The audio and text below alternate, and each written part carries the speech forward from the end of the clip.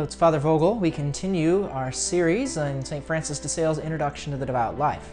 We are looking at 5 spiritual practices that St. Francis recommends for us outside of the more formal time of prayer where we do our longer meditation. These are shorter moments throughout the day. Previous chapter we looked at the morning offering, and now we look at the evening exercise, is what he calls it. So he says that take some occasion a little before supper to prostrate yourself before God. Recall yourself to the presence of Jesus Christ crucified, whom you may present to yourself by a single consideration and an interior glance of the eye.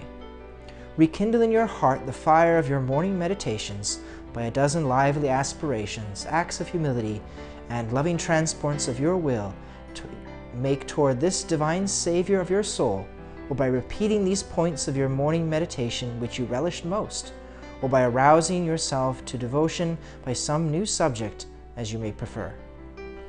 So, at the beginning of the day, remember we offered what was going to happen that day through the morning offering. And when we have our time of meditation, we are to bring into the rest of our day the specific spiritual bouquet that we want to bring our minds back to through the course of the day in order to sustain us throughout the day. And now near the ending of the day, and he suggests at a time, just previous to our evening meal, is to again recall God's presence, to thank Him for the things that we have gone through that day, and to recall back to ourselves in a more specific way that morning meditation and the things that we wanted to reflect on this day, and to bring back to our mind maybe the content of that spiritual bouquet, the points that brought us the most connection with God through that meditation. Or he says you could bring other things into that as well. But once again, this is a much briefer time. It doesn't have to be really long, but it's kind of this renewal at this moment of the day as to what we've been reflecting upon. For a practical example that I might give is maybe let's say it's in the case of it's you and your spouse or your children, your family together. If you gather for your evening meal, maybe even making it part of your evening meal as to reflect on the things that went on that day.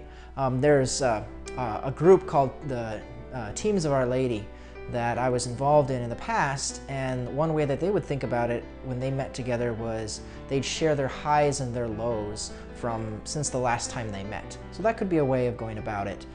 What's a high point in the of where we notice God's blessings or that we follow the Lord, or maybe what was a low point, maybe where we didn't really feel God's presence, or we know we could do better in following Him. So that could be a practice and a way of teaching your children, or coming together in prayer with your spouse and going over some of the things throughout the day, and maybe bringing in how does that relate to what we've been hearing from God within prayer. So it can be a very short time there in the evening, recalling back to ourselves God's presence and the gifts of the earlier meditation. God bless.